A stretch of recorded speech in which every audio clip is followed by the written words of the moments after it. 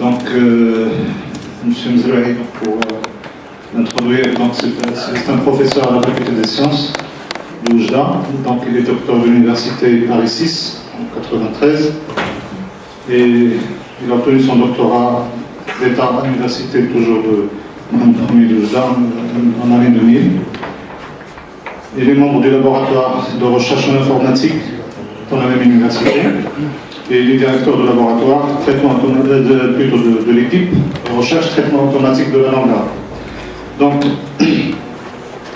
professeur Mzrahi va nous présenter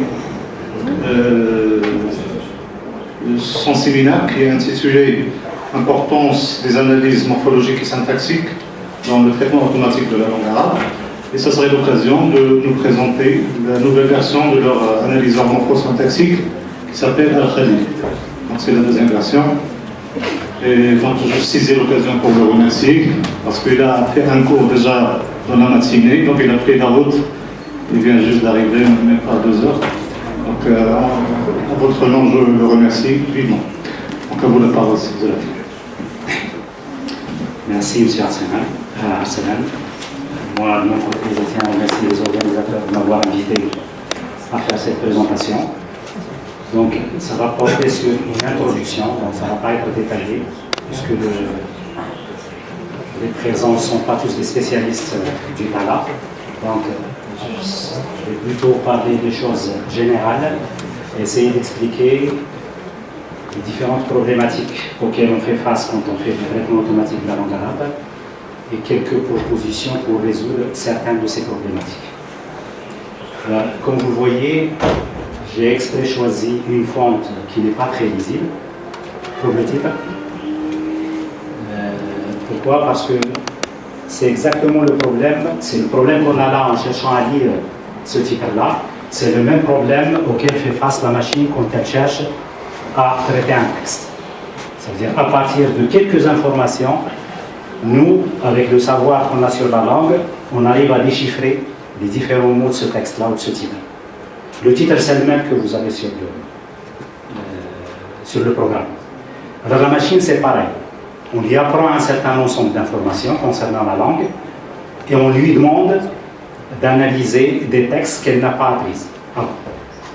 Alors, bien entendu, tout ce qu'elle peut faire, il est tributaire de ce qu'on lui a enseigné, les différentes techniques qu'on lui a enseignées et les différents savoirs relativement à la langue qu'on lui a enseigné. Alors, dans cette présentation, je vais parler de 2 aspects. Le premier aspect, c'est la morphologie, et le deuxième aspect, c'est la syntaxe. Et j'expliquerai tout à l'heure pourquoi. Mais avant ça, pourquoi on s'intéresse à ce domaine? Pourquoi ce domaine il est important? Le traitement automatique des langues naturelles. Tout simplement parce que, actuellement, parmi les outils les plus utilisés par l'ensemble des habitants de la planète, ce sont des outils qui cherchent à extraire de l'information à partir d'un texte. Quand vous faites une requête sur Google, vous savez tous que tout le monde utilise Google pour faire de la recherche. C'est de la recherche d'information que vous faites. Ou bien vous posez une question, ou bien vous posez un texte et vous demandez à la machine de vous retourner tous les dossiers ou tous les fichiers qui contiennent la phrase que vous avez saisie. Donc, comment Google arrive à répondre à vos requêtes? Il utilise des techniques de traitement automatique de la langue arabe.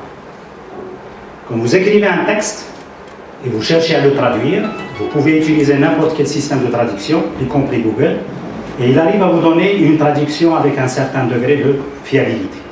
On se pose la question, comment il fait? Il utilise des techniques de traitement automatique de la langue arabe.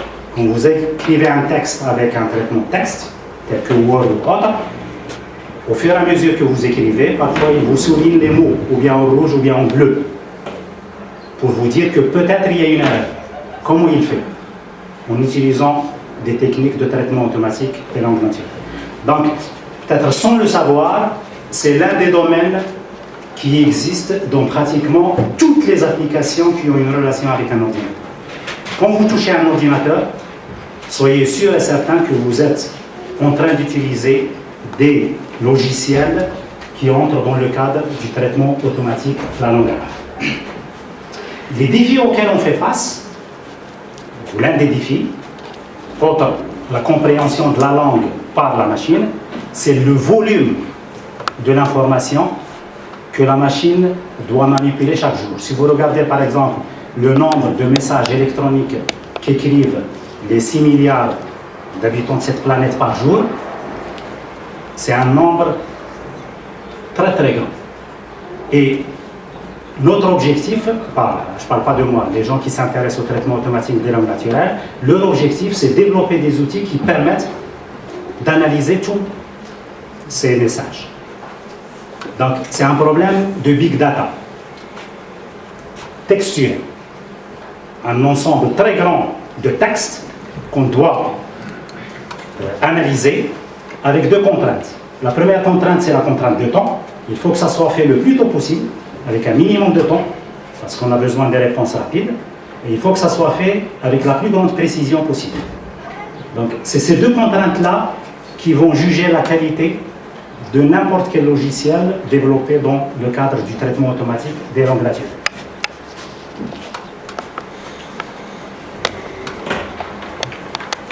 Alors, cette discipline, elle est à la frontière de plusieurs champs du savoir.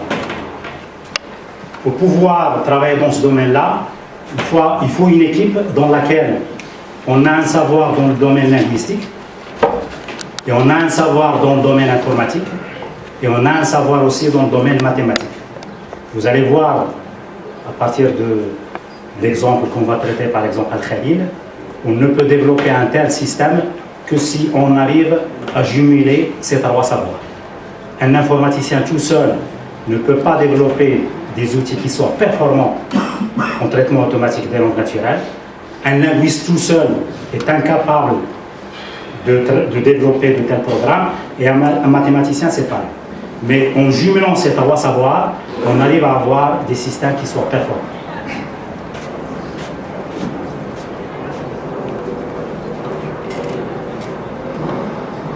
Alors, un peu d'historique. C'est une science qui date pas, qui n'est pas très ancienne. C'est dans les années 40 du siècle dernier. Et le problème, c'était essentiellement la guerre froide qui existait à l'époque entre les États-Unis et l'Union soviétique, qui est actuellement la Russie. Et c'était un problème de traduction. On arrivait à capter des messages qui passaient et on aimerait les traduire le plus rapidement possible. Alors, au départ, on croyait que c'était une tâche facile. Warren Weaver pensait que l'histoire de la traduction automatique, c'est une tâche facile. Il s'est avéré que jusqu'aux années 60, les résultats qu'on a obtenus n'étaient pas au degré des espérances. Et après, il y a un rapport qui est sorti, c'est le rapport de Barr et Helen. Ce rapport stipulait, c'est un rapport du Congrès américain, stipulait que la traduction, ce n'est pas une tâche facile. Et donc, il faut arrêter les subventions pour les projets relatifs à la traduction. Et donc, il y avait une stagnation de ce domaine-là jusqu'au milieu des années 70. Au milieu des années 70, on commençait à avoir des ordinateurs qui étaient relativement puissants. Et même le savoir dans le domaine des statistiques a avancé. Et donc, ce domaine-là, il a rené de ses cendres. Et on commençait à avoir des techniques qui permettent de traiter automatiquement les langues et qui ont des performances acceptables.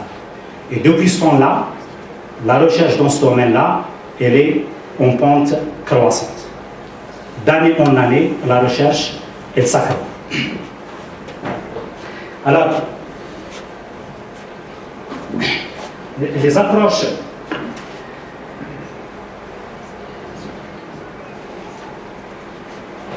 quand on cherche à traiter du texte, là j'ai parlé que du texte, mais en fait dans le traitement automatique des langues naturelles, il y a 3 axes.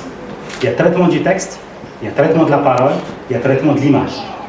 On arrive à extraire de l'information de l'image, on peut extraire de l'information à partir d'une parole, ça veut dire un son, et on analyse aussi les textes. Mais moi je vais me focaliser sur le texte, parce que c'est le domaine que je connais un peu. Alors, quand on cherche à faire de l'analyse textuelle, c'est-à-dire on cherche à analyser du texte, on passe souvent par 4 étapes. La première étape, c'est segmenter le texte en unités lexicales. Et ce que j'appelle unité lexicale, c'est les mots. et qu'on arrive d'un point de vue informatique, là, on a deux blancs. C'est entre deux blancs, entre une virgule et un blanc, un point et un blanc. Comme ça, on arrive à identifier les différentes unités lexicales. Ensuite, une fois on a l'unité lexicale, à savoir le mot, on l'analyse, ça veut dire le mot, indépendamment de son contexte. On n'utilise pas le contexte. Et ça, c'est l'analyse morphologique. Suite à cette analyse, arrive l'analyse syntaxique, qui consiste à étudier la relation du mot avec les mots de la même phrase, des types de relations.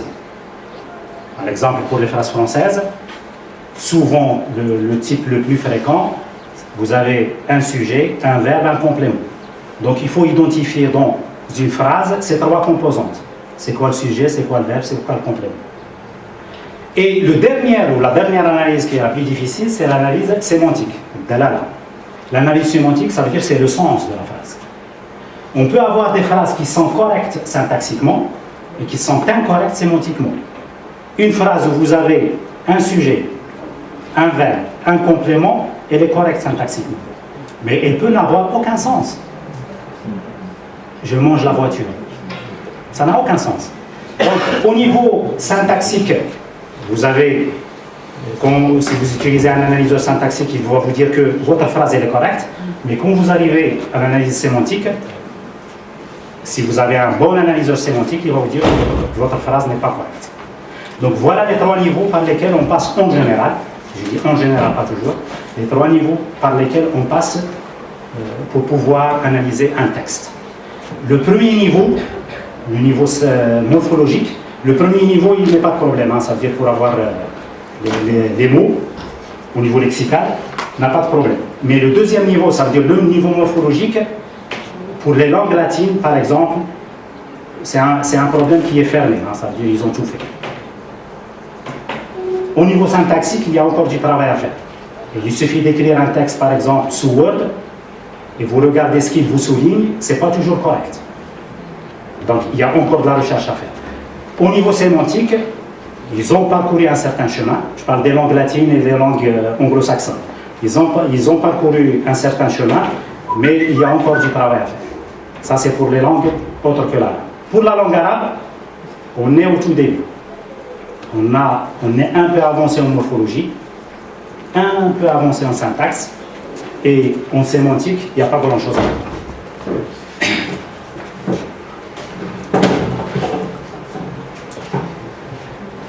Alors, je donne des exemples de difficultés qu'on rencontre ou que rencontre la machine quand elle cherche à analyser des phrases.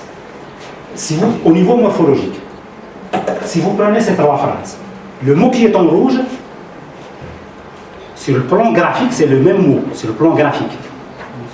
Mais sur le plan morphologique, tu livres un témoignage, ici livre c'est un verbe. J'ai lu des livres, c'est un nom. Et il ne s'agit pas de livre, mais de dirham, c'est un nom d'un autre type. Je parle de monnaie. Et donc vous voyez, c'est ça les difficultés auxquelles fait face la machine. C'est que parfois on a des mots, sur le plan graphique c'est la même chose, et sur le plan syntaxique ou sémantique ou morphologique, c'est pas du tout la même chose. Et donc il faut développer des outils qui permettent à la machine de savoir que le premier mot est un verbe, le premier livre est un verbe, le deuxième est un nom, et le troisième, c'est un nom qui est différent du deuxième.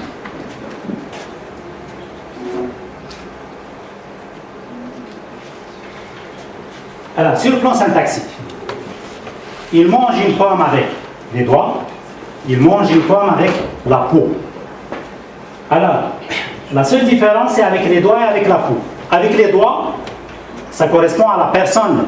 C'est la personne qui utilise ses doigts pour manger la pomme. Avec la peau, avec les doigts, c'est pour le sujet, et avec la pomme, c'est pour l'objet. Et donc, comment un programme peut identifier la relation, la deuxième partie qui est en rouge, est-ce qu'elle est en relation avec le sujet, ou est-ce qu'elle est en relation avec le complément? Alors, voilà quelques difficultés auxquelles fait face la machine quand elle cherche à analyser des textes. Sur le plan sémantique, c'est plus compliqué. Je donne des exemples. Le professeur a envoyé l'élève chez le proviseur. Alors, il faisait trop de bruit. Le il qui est là en rouge, c'est le professeur, l'élève ou c'est le proviseur? Si on ne regarde pas le contexte du mot, on est incapable de savoir que c'est l'élève. Il l'a envoyé parce qu'il faisait du bruit. Il l'a envoyé parce qu'il était excédé. C'est qui était excédé? C'est le professeur. Il l'a envoyé parce que il l'a convoqué. C'est qui l'avait convoqué? C'est le proviseur. Donc vous voyez, c'est la même structure d'un point de vue composition de mots, mais sémantiquement, ça n'a rien à voir. Et c'est ça les difficultés auxquelles fait face un système d'analyse ou un système de traitement automatique quand il cherche à analyser. Un dernier exemple, ça même l'homme, il regarde l'homme avec des jumelles. Jumelles, c'est la personne qui regarde, il regarde avec des jumelles, ou la personne regarde une autre personne qui a des jumelles. Les deux sens sont corrects. La même chose pour la dernière, la maison de la femme que nous avons vue hier. Est-ce que nous avons vu la maison ou la femme? Qu'est-ce que vous ne comprenez pas cette phrase? La maison ou la femme? Donc, ça c'est juste un échantillon de phrases qui, a priori, qui sont très simples. Hein? Les phrases auxquelles fait face la machine, c'est beaucoup plus compliqué que ça. Mais déjà des phrases qui sont très simples, du point de vue structure, et pourtant au niveau du sens, ça pose beaucoup de problèmes.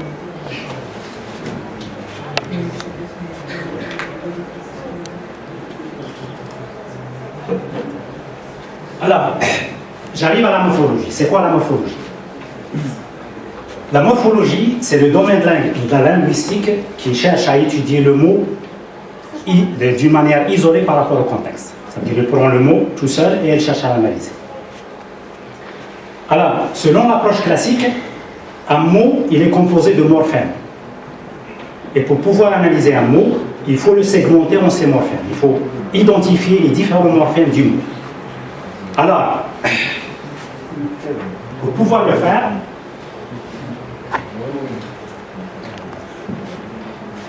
en général, les mots, comment ils sont construits? Ils sont construits selon l'un de ces trois concepts. Ou bien par flexion, ça veut dire on va ajouter un préfixe et un suffixe. On va expliquer tout à l'heure ce que ça veut dire un préfixe et un suffixe. Donc, c'est une flexion.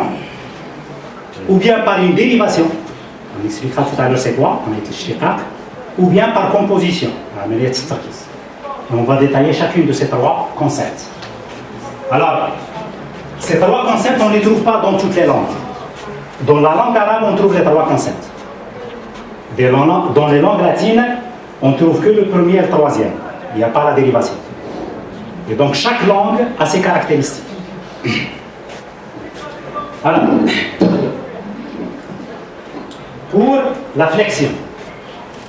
La flexion, c'est ajouter des préfixes et des suffixes suite à un changement de nom, on passe du singulier au duel ou au pluriel, un changement de genre, on passe du masculin au féminin, un changement de temps pour les verbes, un changement de personne pour les verbes. Et là, je donne des exemples. Vous avez enfant, en ajoutant S, on fait une inflexion pour passer du singulier au pluriel. Vous avez intéressant, intéressante et intéressante au pluriel. Et la même chose pour la langue arabe. Je vais parler en arabe. Quand c'est en arabe, je parle en arabe. Donc, قرأ يمكن أن نضيف إليه الضمير ها يعني كلاحق ويمكن أن نضيف إليه حرف السين سين المستقبل كسبب. La même chose مدرسة نضيف إليها الباء التعريف هو السابق بمدرستهم عندنا السابق ب وهم اللاحق et ainsi de suite. C'est quoi l'objet de l'analyse morphologique? C'est décomposer ces mots pour identifier le noyau et ce qui est ajouté à droite et à gauche. Il faut développer un système automatique qui permet de faire ça. Alors ça, c'est le phénomène de flexion.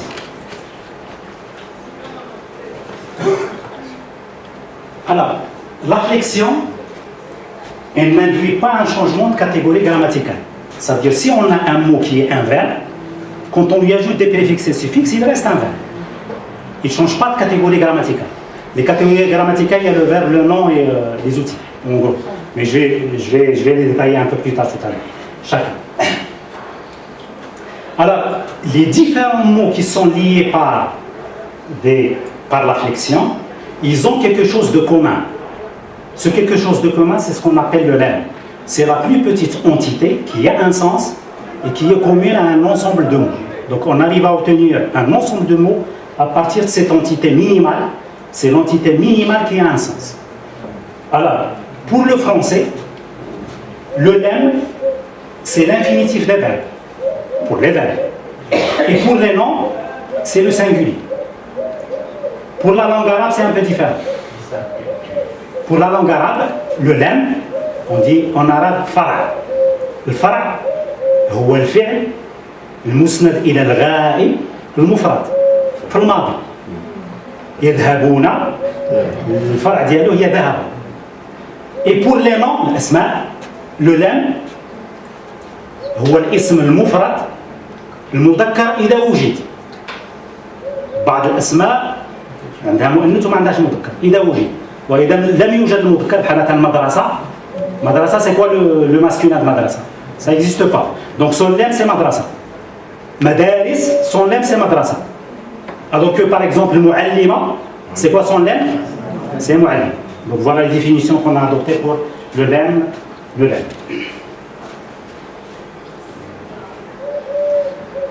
Alors, on prend ces exemples-là. Dans la première ligne, vous avez les mots et le lemme correspondant. Le mot lise, c'est le verbe lire conjugué à la troisième personne du pluriel. Son lemme, c'est le verbe à l'infinitif, c'est lire. Et ainsi de suite. Le dernier mot, c'est école au pluriel. Son lemme, c'est école au singulier.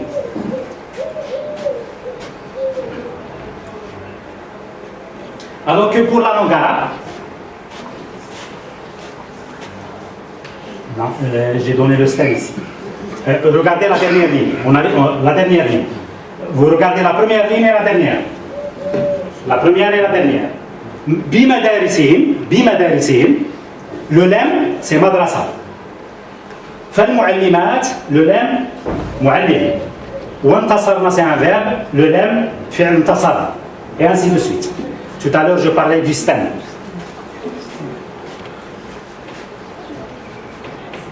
Je suis désolé je ne sais pas est-ce que c'est ce qui était attendu ou pas, mais je suis obligé parce que c'est une terminologie qu'on va utiliser dans la suite et il faut la définir. Donc j'ai essayé de la définir à travers des exemples.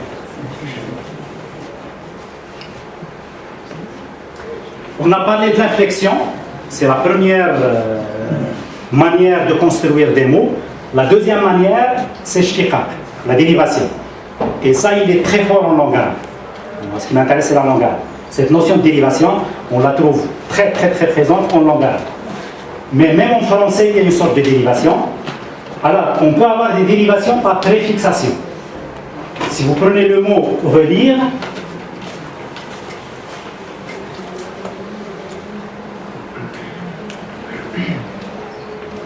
si vous prenez le mot relire, il est composé de re avec lire. Et là, on parle de dérivation.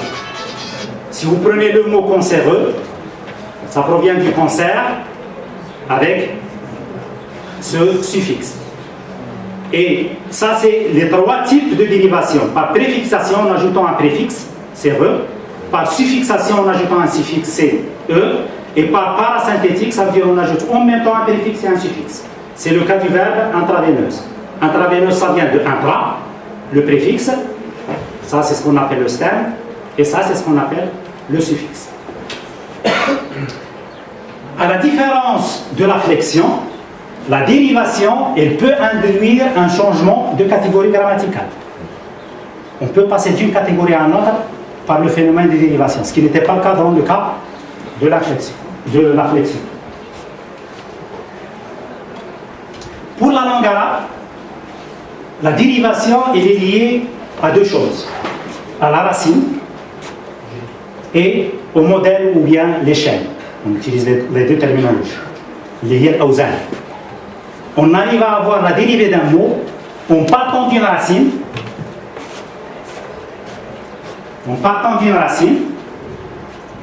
Cette racine elle est composée de trois lettres. Et en ajoutant le chêne, l'oise, on obtient le mot dérivé. Le kaf, ta, le ba. Si on lui ajoute fa'il, on obtient katib. La même racine, si on lui ajoute maf'oul, on obtient maktoub. Et la même racine, on lui ajoute maf'al, on obtient maktab. Et ça, je ne sais pas, c'est peut-être une particularité des langues sémitiques, pas seulement la langue arabe, toutes les langues sémitiques. On arrive à faire de la dérivation en utilisant une racine. Une racine, c'est quoi? Il est différent du lemme. Une racine, c'est souvent 3 lettres ou 4 lettres, et c'est le minimum à partir desquels on génère tous les mots. Quand on prend tout d'abord, tout à l'heure par exemple, quand j'ai pris Madarisuhum, le lemme c'était quoi? Madrasa. Mais ça c'est pas une racine. La racine c'est Dar-Rawsin. Ça veut dire qu'on obtient Madrasa à partir Dar-Rawsin Zaid Maf'ala. Les wazn. Donc la notion, et c'est régulier. Dans la langue arabe c'est plus ou moins régulier. Il y a certains mots qui n'ont pas nécessairement cette structure-là. C'est ce qu'on appelle, on va voir tout à l'heure, les mots dérivés. On va avoir les mots dérivés, les mots qui ne sont pas dérivés. Les mots dérivés, c'est ce qu'on obtient à partir de cette combinaison, une racine plus un chaîne, ou plus un modèle.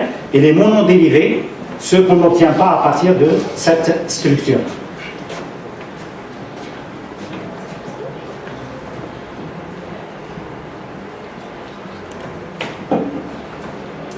Le dernier mécanisme qui permet de construire des mots, c'est le mécanisme de composition. Tarkib. Avec 2 mots, on obtient un seul mot. Quand on parle de Abdullah, en fait, il y en a 2 mots. Il y a Abd et il y a Allah. Mais quand on parle de Abdullah, pour nous, c'est un nom propre. Isma'alam. La même chose quand vous parlez de Abdelrahim, Hadramaut, Sahil Aj, tout ça, c'est une seule composante, mais qui est composée de 2 mots. Alors, on parle ici de composition. Amaliyat Tarkib. Donc voilà les 3 mécanismes qui permettent de générer des mots. La flexion, la dérivation et la composition. Alors donc quand on fait l'analyse morphologique, nous ce qu'on a montré, le système ce qu'il a montré, c'est un mot. Et on ne sait pas à l'avance comment on l'a obtenu, suivant quel mécanisme. Ce qui est demandé au système, c'est de nous dire quel mécanisme a permis d'obtenir ce mot-là et quelles sont les différentes composantes de ce mot-là. C'est ça en gros l'objectif de l'analyse morphologique.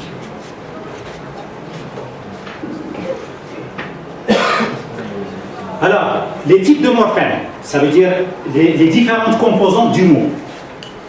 Il y a le stem. Le stem, on l'obtient en enlevant ce qu'on appelle les enclitiques. Et les enclitiques, c'est eux qui permettent d'avoir la flexion. On a parlé du mécanisme flexion. Quand on enlève les clitiques, ça veut dire proclitiques et enclitiques qui sont attachés au mot, ce qui reste, c'est le stem. En arabe, le jida. Il y a une différence entre le jida ou le jidr. Le jidr, c'est la racine. Le jida, c'est le stem.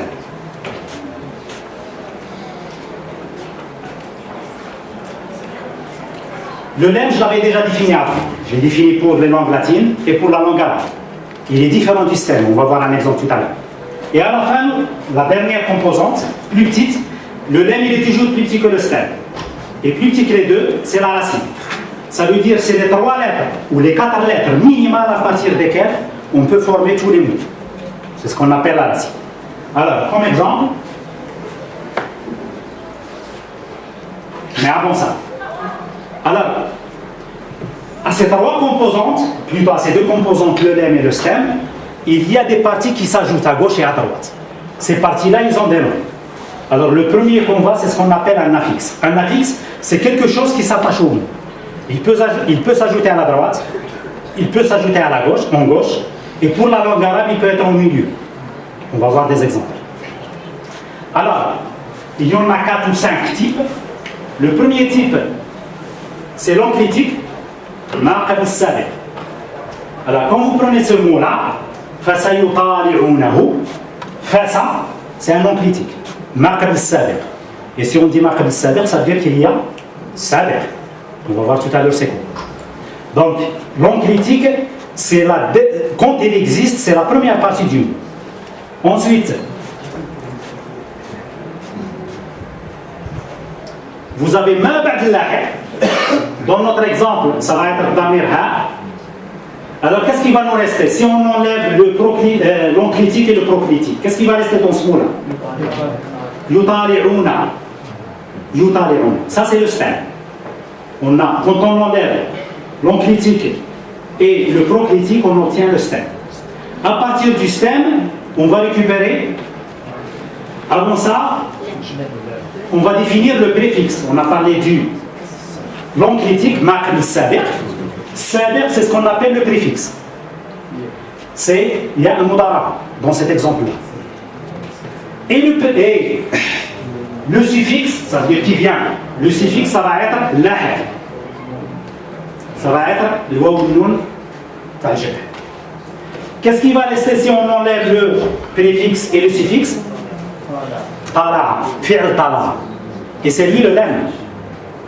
Et dans cet exemple-là, c'est aussi la racine. Alors, le dernier qu'on peut trouver, c'est ce qu'on appelle l'infixe. Ça, c'est quelque chose qui s'ajoute au mot, mais à l'intérieur, pas à droite ou à gauche. Par exemple, si vous prenez dakhila, si vous prenez fi'l tala, alors qu'est-ce qu'on a ajouté? Alif al-mad. Et donc, c'est quelque chose qui est au milieu. Donc, voilà à peu près les différentes parties qui peuvent s'ajouter à un nom. Un onclitique, un proclitique, un préfixe, un suffixe ou un infixe. Ça vous change un peu des cours d'informatique. Alors, voilà un deuxième exemple. Fasayatadarasuna. Et ça, c'est une particularité pas une particularité des langues sémantiques. Un mot peut être toute une phrase sémitique. Un mot peut être toute une phrase. Ça, c'est une phrase. Fasayatadarasuna. Ils vont l'étudier. Ils vont l'étudier. Alors, si on fait la segmentation de ce mot, face à maql sabiq, ya sabiq, tadarasa, le farq, le waw nun lahiq, ou le ha, mabat lahiq. Quand vous ajoutez l'ya ma tadarasa, ma le waw nun, ya'takum yatadarasuna, ça c'est le jilf, le stem.